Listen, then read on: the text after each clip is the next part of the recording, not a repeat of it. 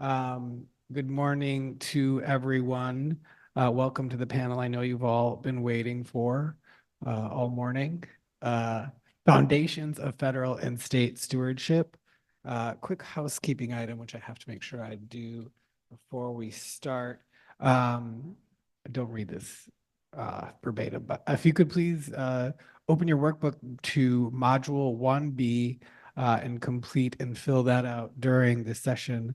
That would be great. And with that, I will begin the session. My name is Kenneth Martin. I am the director of the American Indian Environmental Office at EPA headquarters in Washington. I'm a enrolled tribal member from the Bad River Band of Lake Superior Chippewa Indians.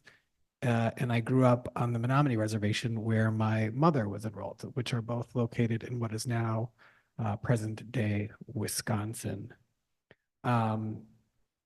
As I mentioned, I will be the moderator of today's question and answer period. But before I begin, I would like to do some thanks. First to Grand Ronde for hosting this event. You're welcome for my donation. I still have some money left, so maybe you'll get it all. I'd also like to thank the Region 10 RTOC for their planning and their efforts, and EPA Region 10 staff for all of their work before all of the work putting this together. I'd also like to thank the panel before us, Councilwoman George, Vice Chair Hepfer, and Administrator Hand for all of the work that you do and for all of the insights that you shared with us that help kind of inform this panel. So thank you for that. Well, I suppose I should introduce you all since you're sitting up here with me. Our panel today, and I will give you the opportunity to make some opening statements, maybe and further introduce yourselves. But Casey Sixkiller on the end is EPA's our regional administrator for Region 10. In the middle here, we have Tyson Hawk Arrero, who is executive advisor for tribal affairs at the Washington State Department of Ecology. And to my immediate left, we have Leah Feldon, who is director of Oregon DEQ. DEQ, correct. But yeah, I'll take this opportunity. Do you want to start, Leah, and kind of give yourself introduction? Sure. I guess I'll start. I'm holding the microphone here. So good morning, everyone. It's really nice to be here with all of you. As was just introduced, my name is Leah Feldon, and I'm director for Oregon DEQ. I too really want to just first start with some thanks for the Grand Ronde Tribe for hosting us here this year at this important summit. It's really great to be here and really appreciate the hospitality and welcoming that we've all received here.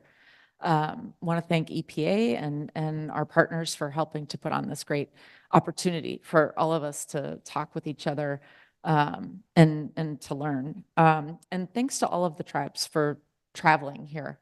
As has been mentioned, there's a lot of folks from so many different places that have traveled to have these conversations, and it's great to be in person with many of you, and appreciate the folks that have joined online as well. I think just by way of opening, you know, I also just want to say I think we've already had some really rich panels this morning, and I've certainly felt like I've just had a really nice opportunity to absorb and learn already. So I'm grateful to be here. Siam Nisjalta Siam, Sonis Na Shawas Paals, Chashashwa Walixon, Chuck Plumison. I just wanted to make sure I get my protocol out of the way here, otherwise I could feel my grandma pinching my neck.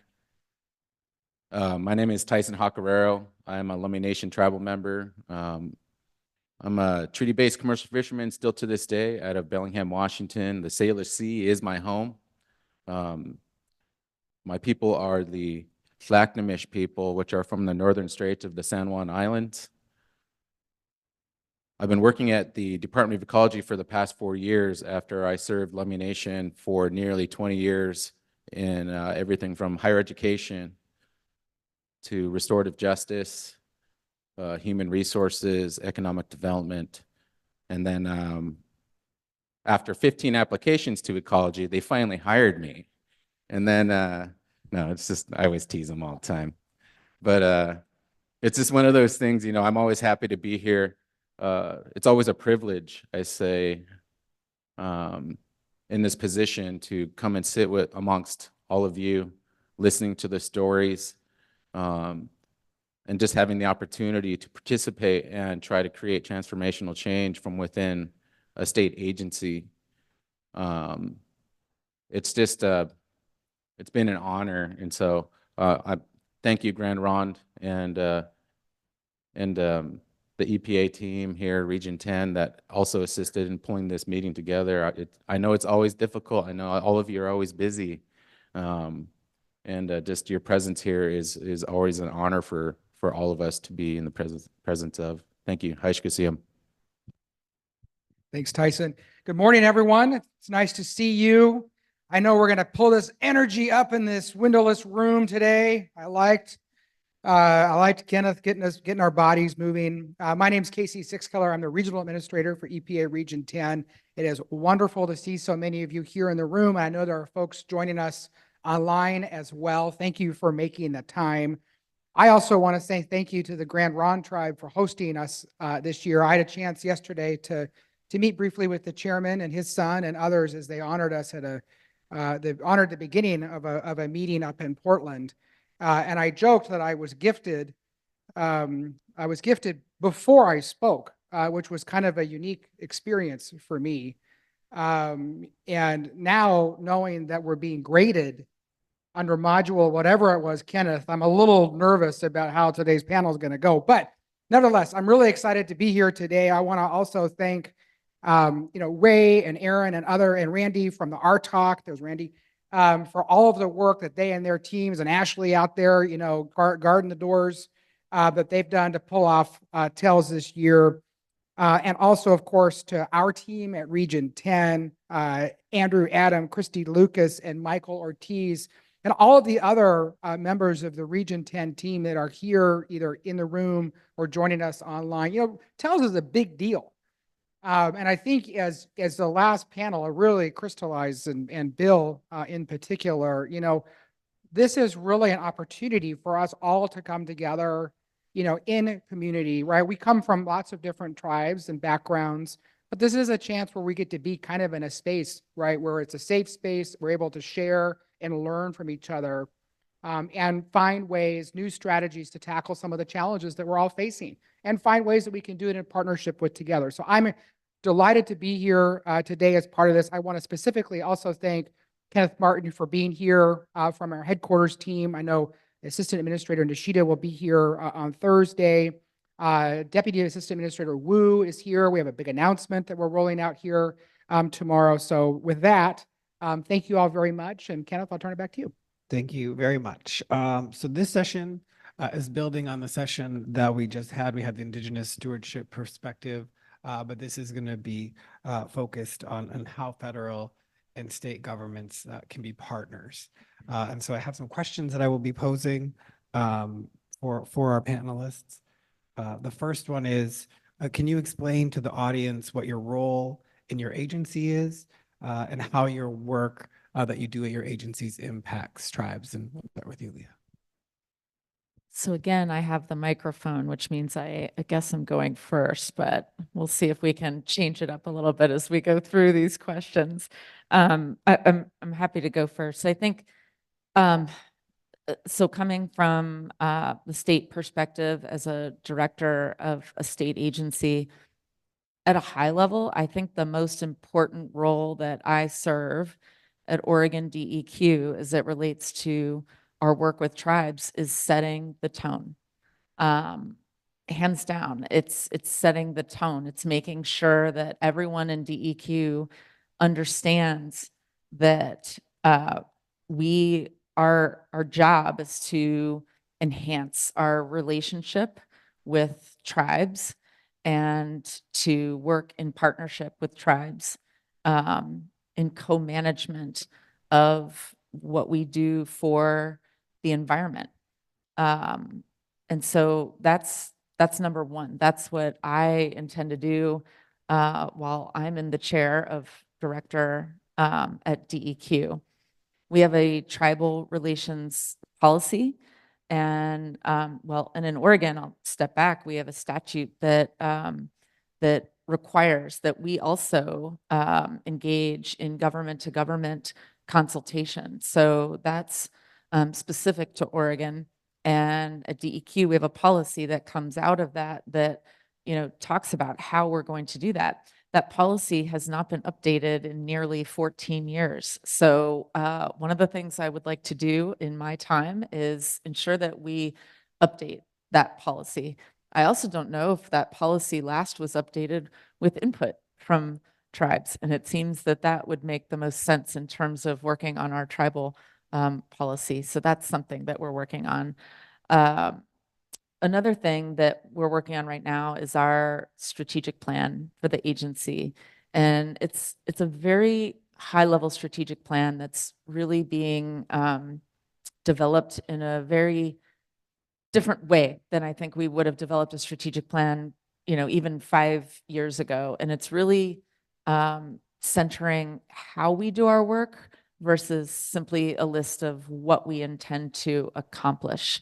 So for example, rather than having a list of water quality standards that we want to put in place or air quality standards, the goals for our next strategic plan are really about how we engage with others in our work. And one of the 3 goals, there's only 3 goals that are going to be in this next strategic plan. It's very high level for the whole agency, which is an agency of about 850 people at this point.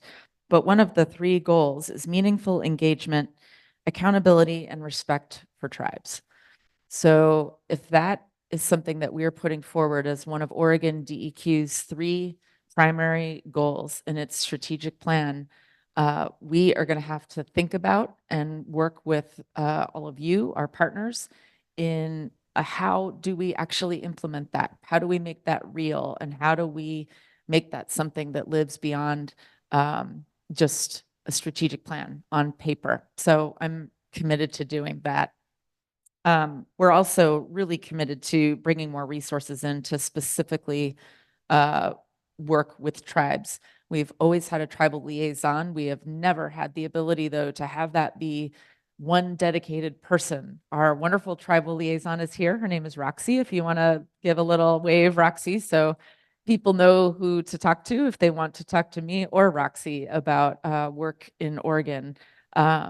We've never had just a whole, position dedicated to that. So we are working towards achieving that as well and asking our legislature for that. Roxy has another job besides what she does in terms of tribal relations. And we think it's really important that we have more resource dedicated to that. So I'll pause there and let others.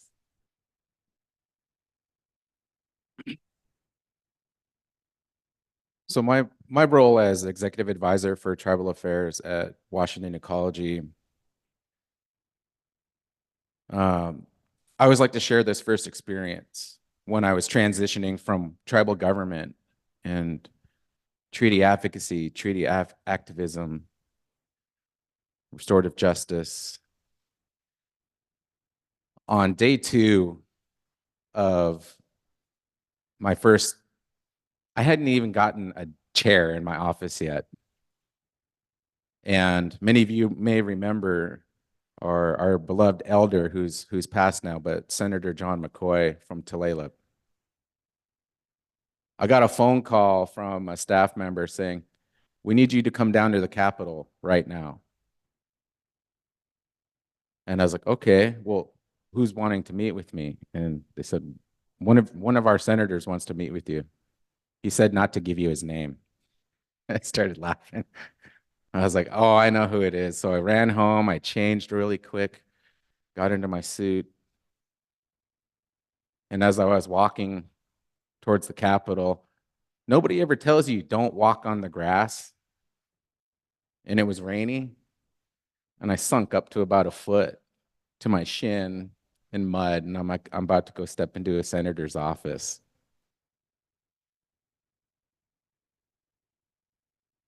I walked in and Senator McCoy looked at me and he goes, "Yeah, you're Vernon Lane Sr.'s grandson, all right, coming in here with muddy boots on." He's like, "Take a seat." I have 15 minutes. I just wanted to meet with you and welcome you to state government.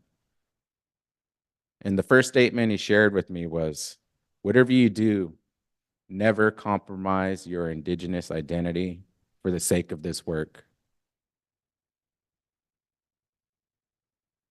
So since his passing, I've done my best to uphold to that promise.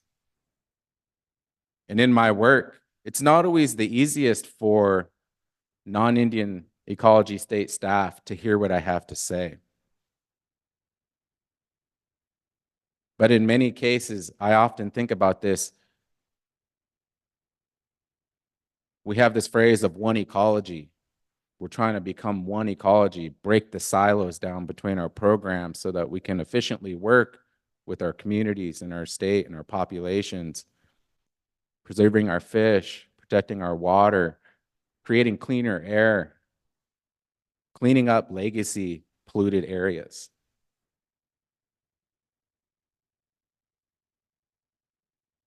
And the reason that means so much is because ecology's mission statement is to protect, preserve, and enhance Washington's environment for the next generations.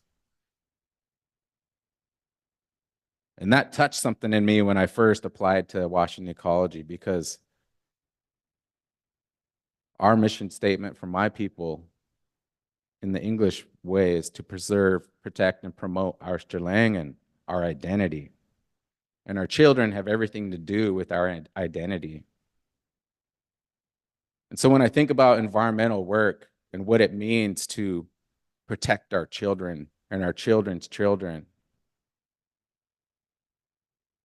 in my work, it means I'm fulfilling my duty as a father, like many of you. I see little ones here, and it just makes me think, am I doing my job? Am I fighting hard enough? Did I use the words in the English language in a way that will effectively move state legislators, move agency directors? Our state in Washington was one of the first states to create agreements at the highest level of government. Many of you know this as the Centennial Accord of 1989. My uncle, Larry Kinley, was the signatory for Lummi Nation on that agreement. And for me, it feels like I'm continuing part of that legacy of my family and creating meaningful relationships with tribes. We have to bridge some of these cultural gaps that are obviously there between state government and sovereign federally recognized tribes. There's a culture barrier there. And when I came to ecology, I told them, I'm not going to soften anything for you guys here. I can't afford to do it. As a hunter and as a fisherman and as a gatherer of my tribal land still today, my work impacts whether I get to eat. My work impacts whether I get to fish, and my work impacts whether I get to hunt.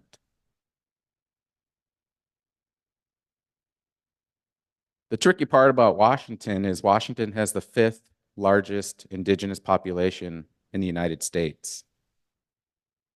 29 tribes and 3 tribes' exterior borders with rights that exist in Washington state. I'm a single person department with 2,300 employees all asking Indian questions. It can be a challenge. But I think what's most important about my role at ecology and how it impacts tribes, my job is to deliberately guide, advise, and provide strong recommendations that address and acknowledge the rights of Indian people, because I'm one of them. It's something that's really important to me. Our RCW 43.376 is the government to government statute that's in Washington State, and it's still growing. I think that's effectively what my most important aspect of my work is, to continue to grow government to government relations so that it's effective, and so that as state government and tribal governments aren't having to squabble, fight tooth and nail in the new battleground in which I call the courtroom. Time and time again, I often have to remind our state, when are we going to learn? When are we going to learn from the precedent-setting cases that have come long before? And I think that's my job as the executive advisor for tribal affairs. But thank you. Thanks for that. Well, I know many of you are pretty familiar with the EPA, I think at this point, but just as a refresher, since I was talking to somebody about this just last week, EPA is a pretty unique beast within the federal government. We're purposely decentralized. So our headquarters offices, like Kenneth leads, right? They're like our board of directors. They set our national policies, they establish standards. At the regional level, our responsibility is to implement those standards and enforce those regulations. I think importantly, we have obviously a very direct role in Indian country and Alaska Native villages, both working in partnership, but in many cases as the direct implementer of many of these federal statutes. So our responsibility at the region, is really different than a lot of other places, especially in Region 10, right? Region 10 is home to almost half of the nation's federally recognized Indian tribes, 271. 271. It's also the largest geographic region. For my friends from Alaska, as you know, the length of the Aleutian chain is about 600 miles. That's the equivalent of Seattle to Reno. That's not even mainland Alaska, right? And it's so diverse. So we have an incredibly, a large a large number of tribes, incredibly diverse geography, topography, all the AFIs, as I like to call them. And I have a very unique role. So I'm a presidential appointee, just like Kenneth. I serve as a member of the Biden-Harris administration. My career deputy, Dan, is back here someplace, who's going on 37 years strong at our agency. And our job is to oversee our workforce of 700 and some odd, engineers, scientists, lawyers, subject matter experts, project officers that are spread across not only our regional office in Seattle, but other offices in Lacey, Boise, Anchorage, and Portland. And so we work every day, right, making sure that we are advancing our work together with all of you in Indian country. And I just would offer that, last week we celebrated Earth Day. Earth Day was created in 1970, right, to raise awareness about the toxics that were going up into the air, into our waterways, the ways, this was a time when, before the Clean Air Act, before the Clean Water Act, before the Toxic Substances Control Act, before the EPA. And as I've been thinking a lot about that this last week and thinking about the comments of our previous panel, every day is Earth Day for Native America. Every day. Connection to our land, our dependence on water, how we think of, we see the world differently. And so when I think about what my role and contribution is to the region, is trying to bring that perspective as a Native person. But also my experience, much like Tyson, of being an advocate, right? Working with tribes throughout my career to be seen, to be heard, to tell our stories. And so it's a really unique time for us at the EPA because we're making changes. We're changing the way we do business, not just in how we do consultation, but bringing into the knowledge that was presented by our previous panel of traditional ecological knowledge and how we make decisions. And I have to tell you, it's a lot bigger than just me. I am so proud of our team at Region 10. When I showed up a couple of years ago, I thought, okay, I'm the Native guy, and every day I'm going to be doing what Tyson does and doing Indian 101. That is not the case. Our work in Indian country and Alaska Native villages in Region 10 is woven throughout the DNA of our organization. And I am just, it's one of the reasons I wanted to come to EPA in the first place. I'm not saying it's perfect and we get it all right all the time. But I think in terms of being able to have someone who's going to answer the phone, return the text, answer the email, be willing to come to a meeting and want to be there in partnership, our regional staff, many of whom are here, take that responsibility incredibly seriously. So I have the unique role of being able to oversee that work, to push as appropriate, for us to think outside the box or outside the bun, as I like to say.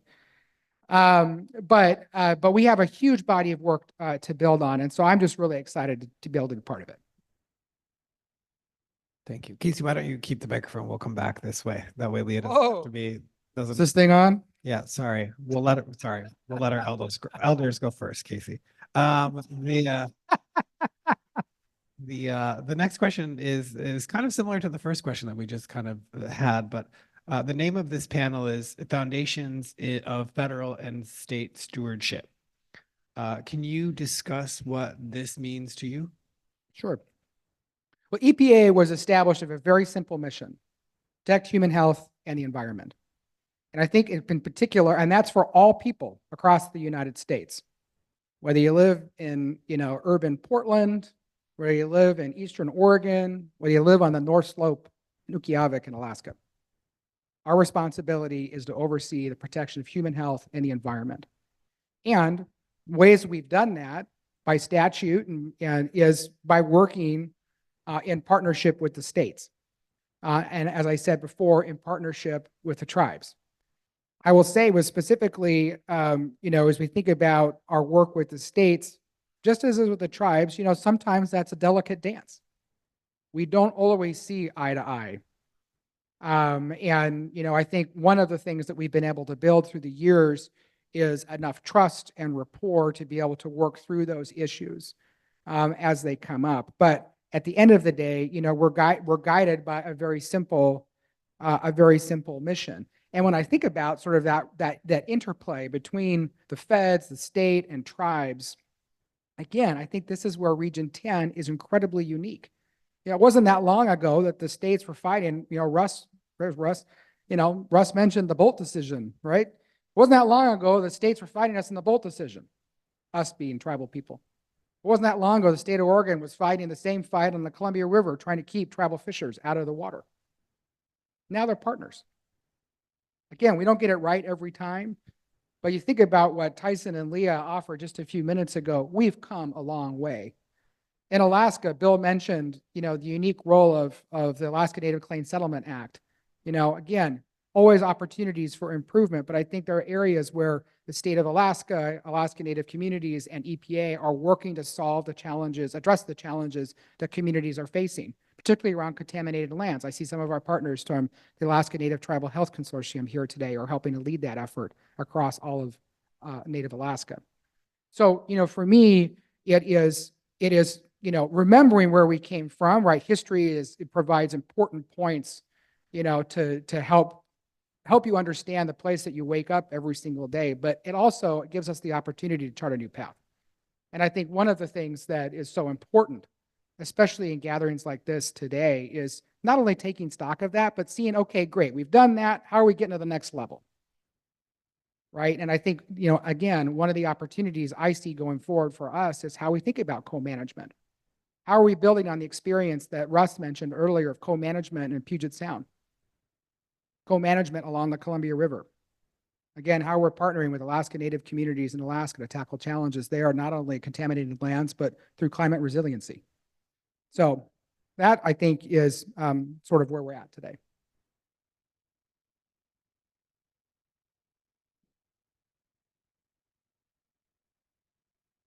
I think it's really important that first and foremost, we address that, sovereignty and stewardship have always existed in any country since the time immemorial.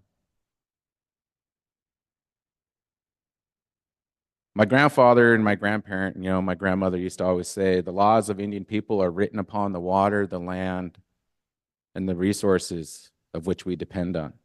Laws. Unwritten laws passed down generation to generation. And over that time, tribes have retained and maintained that relationship with those laws. And I think it's always important that, for me, in my role, is to assure that those laws, unwritten laws, that we hold right here are of the utmost importance. Right here. I know when I heard the story just told about the fish, the first salmon story, it makes my eyes tear because we're going through the same thing. Years now, we've had to buy our fish just to feed our people for the first salmon ceremony. My grandmother used to take us down to Deception Pass, and maybe some of you have been down there. It's kind of by Anacortes on Highway 20. There's a big, giant carving of the Samish peoples, Kwakwalawit, the Maiden of the Sea, who gave up her way of life to marry a water spirit. And she'd come visit, and finally her parents, as she was transforming into one of the water spirits, turning into a mermaid, her parents asked her, she doesn't need to come home anymore. Instead, Kwakwalawit said, a piece of me will always come home. Come this spring. I want you to get your nets ready this winter. And here it comes in the spring. The salmon returned. She said, the only thing you have to do is this ceremony in your fish. These fish will sustain you generation after generation. They'll always come home. I think about that story all the time when I hear these tragic experiences of Indian people. When I think of stewardship, I think of about this elder one time explained what our existence on this earth looks like. And he held up a pencil, a yellow pencil. He goes, right here, see that lead sticking out the end?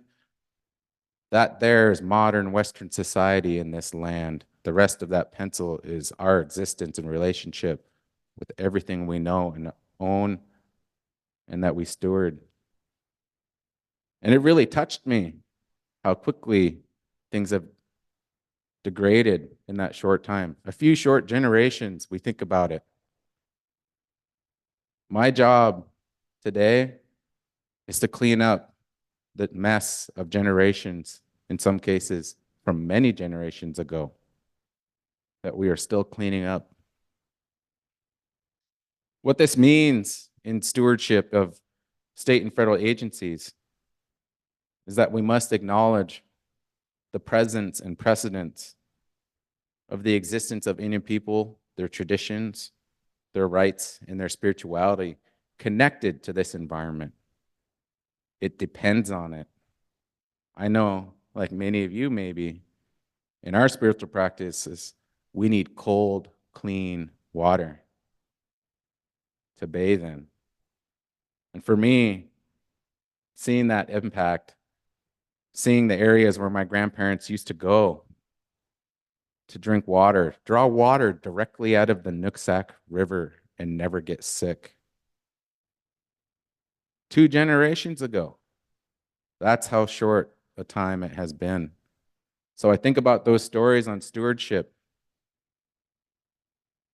And it's our job as a state agency to start addressing those stories, including them to paint the picture for the oncoming administrations that'll someday be sitting in these seats, because there's always a constant change in our bureaucracy of how we govern this country and govern our states.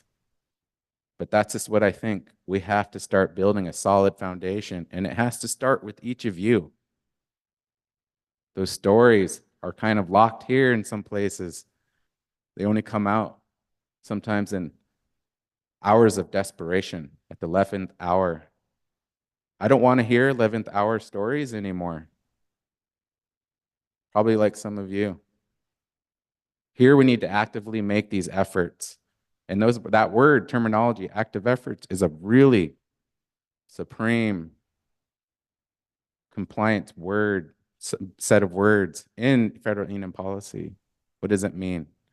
And now we need to start asking more questions, thorough questions that help guide the work forward. Thanks, Tyson. You know, I had a couple prepared notes on this question, and I think, you know, when I think about stewardship and working together, obviously we're all drinking the same water, we're all breathing the same air. We've got a collective reason here in this room to be working on these issues, and I think that's maybe just stating the obvious. So I'd rather maybe uplift a couple things that I've heard this morning, and even something that I heard yesterday in another event that I was at with Casey. You know, I was struck in the last presentation, the comment on sort of the people cycling through government, state and federal, you know, versus the continuity of tribal knowledge and stewardship. And that's staying with me. You know, I've already learned, I think today, that part of my job really is to ensure that Oregon DEQ enhances its relationship with tribes in a way that can be sustained and that can bring that sense of urgency that Tribal Councilwoman Kathleen George spoke about earlier. I just think that's a place to just pause and give a moment to is connecting the people that are cycling through our government roles to that sense of urgency. So that's staying with me. Yesterday at the event, we heard a Coquel Indian tribal member mention, she said, we all share the land as our oldest ancestor. So that stayed with me. In thinking about these things that we share in common in our desire to be stewards. What is it that brings us together already? What are these things that we can start from that we know we all hold similarly? Listening. I think listening is something that folks who are in state and federal government need to really think about in working with our tribal partners. Again, Tribal Councilwoman George earlier said that this morning, first thing in the blessing, that we need to come with our open hearts and minds and perhaps be open to learning something a little bit new, a little bit different, an approach that we may not understand yet. And so being really open to those opportunities. I think we have actually endless opportunities to share our data, our knowledge, our lived experience, and to share these different approaches. So I'm really looking forward to that. Excellent, thank you. Can I get a quick time check? 8 minutes. I'll probably do one more question, then we will go ahead and skip to the bottom of the questions, which we have. Tyson, if you want to take this one first, then everyone will get to go first. How dare you?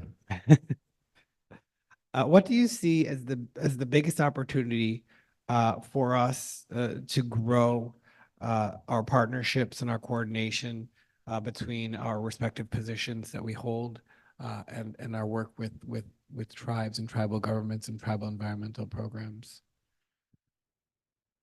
Over the past 4 years, and I should say this, over the past 15 years of my professional career, working for the tribes, working for the state government, the one thing that has jumped out to me and become the most obvious impedance of progress on tribal relations development is that federal government and state government leverage a system that doesn't necessarily work very well for tribes. It doesn't. You know, I understand, you know, through my experience in working for the Lummi Nation and the developments of, the BIA model of self-governance. But in some cases, self-governance, even in that fact, doesn't support self-determination. In some cases, sometimes they're at odds. The systems that are in place for tribal governance and state governance and federal governance need to start developing equitable processes in order for us to understand how each individual government functions. Not all tribal governments are equal because staffing capacity, number of council members capacity, management of lands, territory, resources, they're all kind of at odds with each other. And that equitable process needs to see eye to eye with sovereignty, because we have to be careful, because I'm a firm believer that equity and sovereignty don't make best friends either in some cases. There's a balance, and we need to find it in order to meaningfully work with each other, meaningfully be accessible. And I think that's what we've been trying to do, is really addressing what status quo treatment of Indian people means, because that's what we're used to at the federal level. What happens to one tribe now happens to the other. Is that equitable? We have to ask that question, right? When we come to these challenges of equity, challenging the status quo. A lot of this is stemmed and rooted in what I and many of you know of manifest destiny and the Inquisition. Are we overcoming colonization in the United States? Are we starting to act like our own country? Are we decolonizing our methods, our theories, our approaches to just be fair, to just be justice-oriented? And I think that's where I think my work goes towards, is are we becoming a very justice-focused agency? And we are trying. And my fellow executives and staff at our agency are living and learning.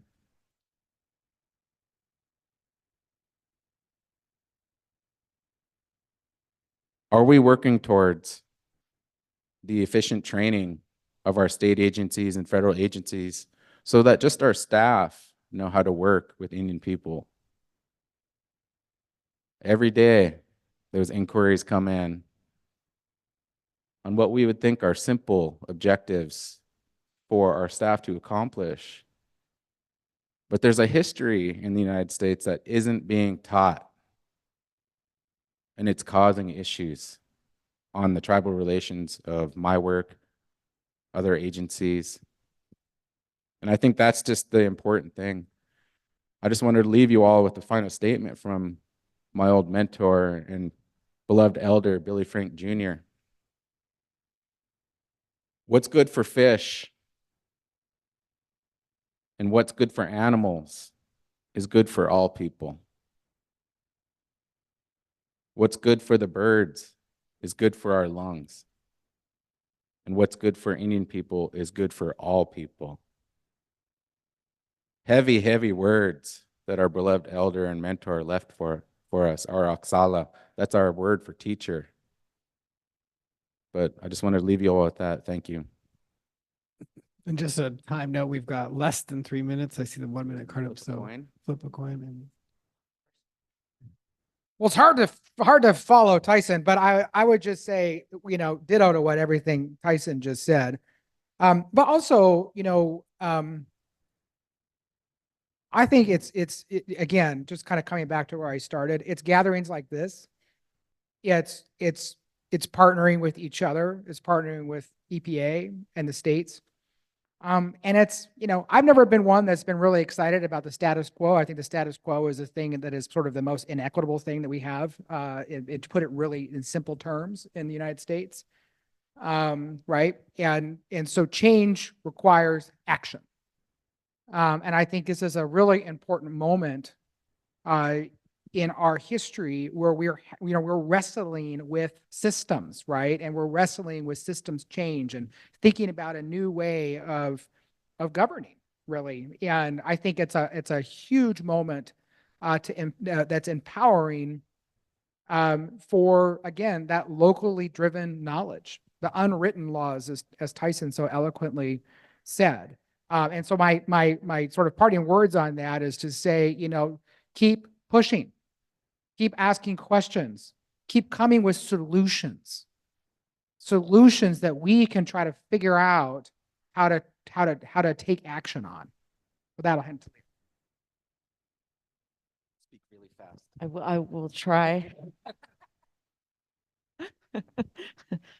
Been trying to learn the opposite, but so just a couple things, knowing we're wrapping up, and when I think about issues we should be partnering on and things where we're going to need to pay attention cross-jurisdictionally, I appreciate the comment, Tyson, that self-governance doesn't equal self-determination.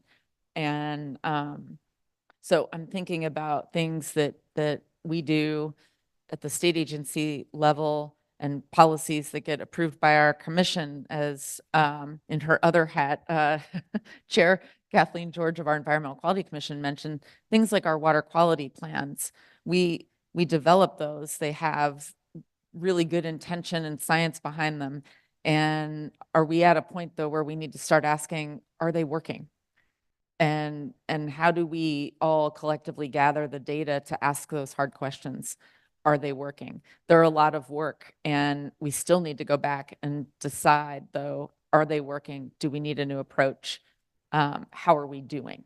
So I think about that going forward. Heather mentioned land use this morning, and I just think that's a really important thing to raise, that sometimes a lot of us in our roles are constrained by land use decisions that have already been made by, others with different authorities.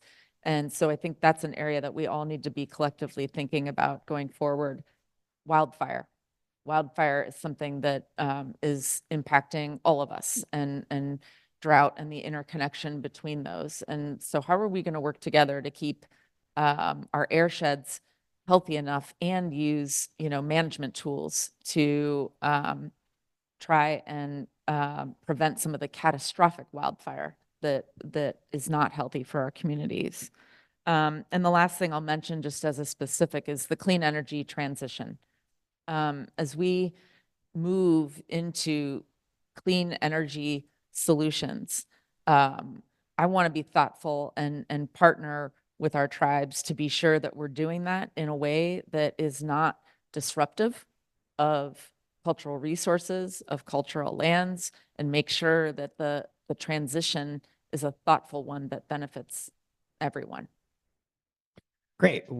Thank you all for that. With that, you'll be shocked to learn the government panel has gone over budgeted time. So we will transition now over to Cindy is sitting here. She'll be joining us to moderate the next panel. We'll invite our previous panelists from the first we're going to do a question. It was Councilwoman George, Vice Chair Hepfer, and Administrator Hand. And Heather, yes, please join us up on the stage. In the meantime, please do submit your entries into the word cloud.